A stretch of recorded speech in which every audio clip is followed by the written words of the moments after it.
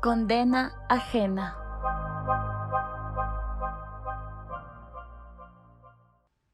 Me cogieron presa estando 6 meses de embarazada. Pensaba que por estar preñada los chapas no sospecharían de mí. Ya cuando nació mi bebé fue muy complicado. Me daba pena tenerlo en el reclusorio, pero no había nadie afuera que le cuidara. Mi mamá ya está mayorcita y mi hermana anda en malos pasos. Y hay muchas necesidades. A mi niño en los 3 años que estuvo visitó solamente unas cuantas veces el doctor. Hubo una vez en que mi bebé ardía en fiebre y los oficiales no me hacían caso. Con trapos húmedos en la frente y la ayuda de otras reclusas es que mi hijo sanó. Gabriela, nombre protegido. Termina su relato con un nudo en la garganta. Mientras avanza se puede notar pesar en su mirada, a recordar los 5 años que pasó encarcelada por microtráfico. El bienestar de los hijos e hijas de las mujeres privadas de la libertad es incierto. La reciente crisis del sistema penitenciario nacional expone la situación de estos grupos vulnerables. Las condiciones en las que viven violan sus derechos. El hacinamiento, la insalubridad y la inseguridad impiden que tanto madres como niños puedan reinsertarse de nuevo en la sociedad. El hecho de que un niño viva en un centro de rehabilitación social vulnera sus derechos. Una celda no es un lugar óptimo para un infante, pues a pesar de que mantiene sus relaciones familiares, esto afecta su desarrollo integral. En algunos casos, los menores se quedan con familiares, en otros viven en el abandono. En este sentido, el país tiene una deuda con las personas privadas de libertad, pues no vela por sus derechos ni de los familiares. De acuerdo con la abogada Celeste Arias, trabajadora de la Unidad Técnica de Adopción Zona 3, la incompetencia estatal es anticonstitucional, pues los derechos están por encima de cualquier orden jurídico. En el pasado existieron algunas propuestas que trataron de precautelar la seguridad de las PPL y de sus hijos. De manera especial, algunas organizaciones se enfocaron en los niños. En la década de los 80, su cuidado estuvo a cargo de las Hermanas del Buen Pastor y una década después, el gobierno asumió esta responsabilidad. En este contexto, la Fundación Marcha Blanca tomó el rol y buscó el bienestar infantil. Su función fue la de sacar a los niños mayores de 3 años, residentes en centros penitenciarios de mujeres, y llevarlos con sus familias de acogida. El Estado dio un dinero a cambio del desarrollo de planes familiares e individuales con enfoque de derechos.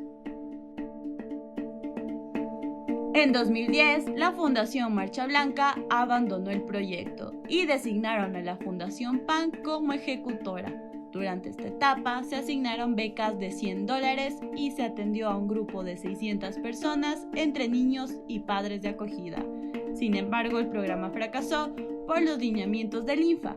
Limitaron a los profesionales y no permitieron el desarrollo personal, sino el asistencialismo. Ante la necesidad de una institución que vele por los derechos de los menores, aparece el proyecto Niños Libres. Este buscaba cubrir las necesidades de niños y niñas de padres y madres privados de la libertad. El Ministerio de Inclusión Económica y Social MIES formó parte del proyecto que hasta el 2016 monitoreó 180 casos. El enfoque de la institución fue el de cumplir con el derecho de los niños a tener una familia. Sin embargo, aún existían falencias. El Servicio Nacional de Atención Integral a Personas Privadas de la Libertad y Adolescentes Infractores, SNAI, detalló las medidas a tomar si una mujer es madre o está embarazada. En el artículo número 66 de su reglamento señala que las mujeres embarazadas, en periodo de lactancia y madres con hijos tienen una condición de doble vulnerabilidad, es decir, deberían recibir una atención especializada. Esto va de la mano con el Código de la Niñez y Adolescencia, en el cual se estipula que la atención a menores debe regirse por tratados internacionales. Pese a esto, los lineamientos no se siguen. Lo mencionado hasta este punto nos llevó a buscar respuestas de los funcionarios correspondientes, pero no recibimos ninguna réplica. ¿Y qué pasó con el proyecto Niños Libres? Víctor Jacome, ex director de la cárcel de mujeres El Inca, recuerda que hace 15 años existía sobrepoblación de niños y solo en dicho centro convivían aproximadamente 600 mujeres con 300 infantes.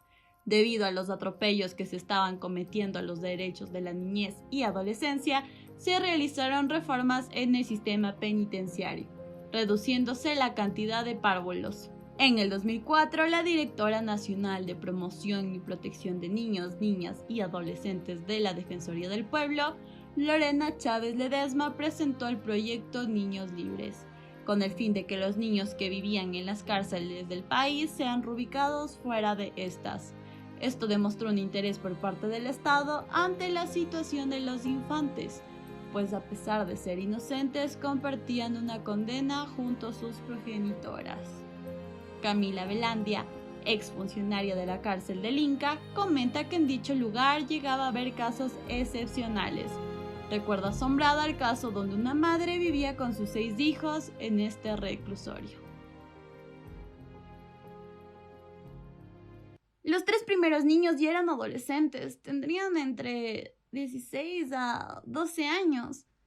Con esa edad deberían estar con sus amigos, yendo al cine, enamorándose, estudiando, no en una celda. Y los otros 3 niños, el mayor no tenía más de 5 años y la más pequeña lactaba aún. Esto te permite cuestionar al sistema, porque es evidente que esos niños nacieron en el centro penitenciario. No hay ningún control, comenta Velandia. Y se suman a la lista más inocentes pagando una condena ajena. Para el año 2006, Chávez comenzó a trabajar con la esposa del expresidente Alfredo Palacio en una propuesta para sacar de tales condiciones a todos los niños. Según los datos del proyecto Niños Libres, en este periodo fueron extraídos 600 niños a nivel nacional. Para el 2007, el expresidente Rafael Correa estableció que todos los niños mayores de 3 años que vivan con sus madres en los centros de privación de la libertad sean apartados de ellas y redireccionados a un familiar cercano. En el mismo año, el proyecto pasó de las manos del MIES con presupuesto de casi $2 millones al Ministerio de Justicia. Esta acción tuvo consecuencias negativas, pues como menciona Lorena Chávez, se hizo un daño ya que el proyecto pasó a manos de gente que no ha tratado temas de infancia y protección de la niñez. Seguido de esto, se perdió el presupuesto y la conexión con las madres privadas de libertad, su familia y los infantes. Actualmente se desconoce lo que pasó con los niños que fueron reubicados fuera de las cárceles. Chávez menciona que no existe control, seguimiento ni proyectos estables que ayuden a la protección de los niños. Las organizaciones como el MIES y el SNAI evaden el tema.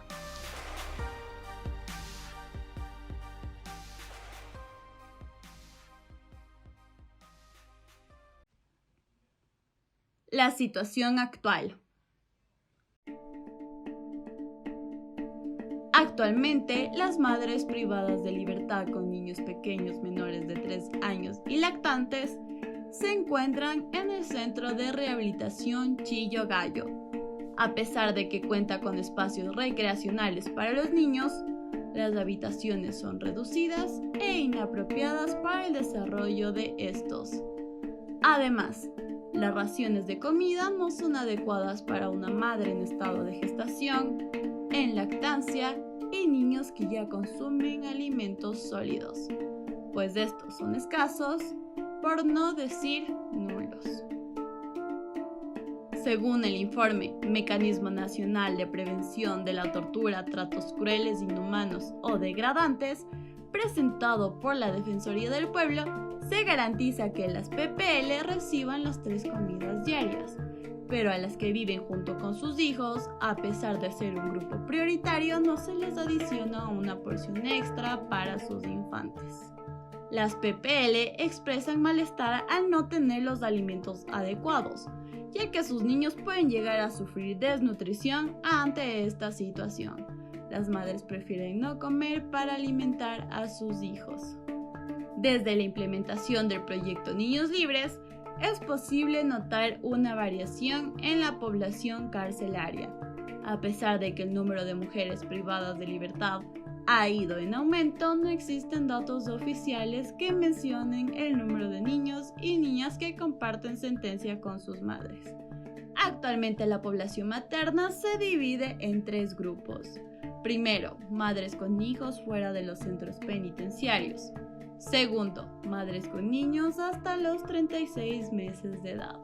De acuerdo con informes del SNAI, a escala nacional hay 64 PPL en esa condición, 24 niñas y 36 niños en 7 centros penitenciarios. Y tercero, mujeres en estado de gestación.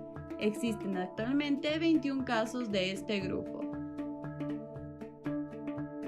Jacome comentó que las madres en etapa de gestación o con niños dentro de los centros penitenciarios son un grupo de atención prioritaria.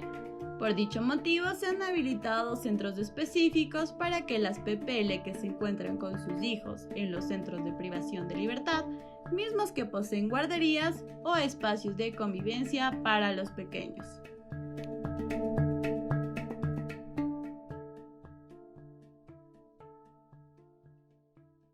Un diagnóstico legal.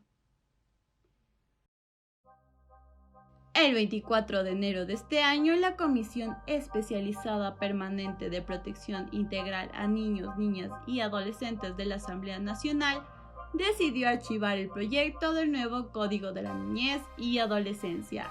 Este fue trabajado por la comisión anterior en vista de que el código vigente fue emitido en 2003 y no está acorde a la Constitución. En el caso de los hijos e hijas de las madres privadas de la libertad, el artículo número 56 del Código actual estipula que estos niños deberán recibir protección y asistencia del Estado fuera de los centros de rehabilitación. Pero no aclara qué instituciones están a cargo de hacer cumplir esta ley y los mecanismos para hacerlo. Sin embargo, Celeste Arias afirmó que esto se lo realiza a través del MIES, por medio del Área de Protección Especial y en conjunto con otras instituciones como el Ministerio de Salud Pública. Al solicitar en varias ocasiones una entrevista con el MIES, no obtuvimos ninguna respuesta. Según el diagnóstico que hizo la Defensoría del Pueblo en el año 2008, los infantes que residían en los centros penitenciarios estaban expuestos a desnutrición, deserción escolar, inseguridad, insalubridad, abandono y hacinamiento. Además, el SNAI reveló que el 70% de las mujeres que están en prisión es debido al tráfico de drogas, las demás por robo, estafa y un bajo porcentaje por delito sexual. La socióloga Andreina Retegui explicó la causa de esta problemática. La mayoría son madres solteras, jefas de hogar, donde ellas son las únicas que llevan el sustento económico a sus casas. En medio de la desesperación por falta de empleo y de recursos, caen en las redes del tráfico. Víctor Jacome añadió que estas mujeres pagan una condena por cometer delitos a causa de la necesidad. De igual forma, Belandia asegura que ni los niños ni las madres son personas de atención prioritaria en los reclusorios. Eventualmente, cada caso se archiva y se espera que el sistema realice algo, la mayoría de veces sin éxito. Esto a pesar de que las leyes y normativas garantizan su bienestar. Es preocupante la situación que viven las niñas y los niños nacidos en prisión cuyas madres se encuentran internas en algún centro de reinserción social, afirma Jocelyn Vinuesa, psicóloga clínica. Pues en ocasiones se olvida que ellos son sujetos de derechos y al estar en una cárcel estos son vulnerados. Los derechos de los hijos e hijas de las PPL deben de ser velados por todas las autoridades en el ámbito de sus competencias, las cuales tienen la obligación de promover, respetar y garantizar. Existe una parte de la población que se encuentra descuidada y abandonada, y son los llamados niños invisibles. Invisibles porque son una población de especial protección que ha sido olvidada por el Estado y la sociedad. Son los hijos de las PPL que viven con ellas en los centros de privación de la libertad y readaptación social. Niños y niñas que viven rodeados de carencias, tristezas y un ambiente inadecuado para su pleno desarrollo.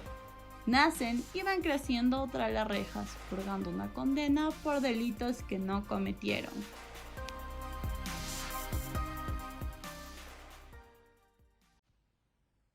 Para finalizar,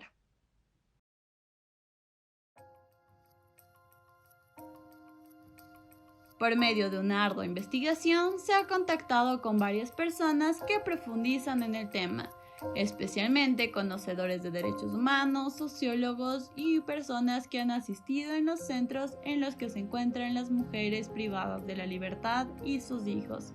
Sin embargo, los representantes oficiales de las instituciones involucradas se han mantenido en el silencio, a pesar de las varias peticiones de una entrevista. La falta de información también es un llamado de atención. Por medio de la entrevista con Lorena Chávez se dejó claro que nadie está trabajando con ellos, haciendo referencia a los hijos e hijas de las PPL. El Estado no se hace cargo. La ley no les garantiza un adecuado desarrollo a estos niños y niñas víctimas de los delitos cometidos por sus madres. Estos infantes nacidos en cárceles son un tema aislado. Son los niños que no existen para la sociedad ni para el Estado. Son las víctimas indirectas y silenciosas de la justicia ecuatoriana.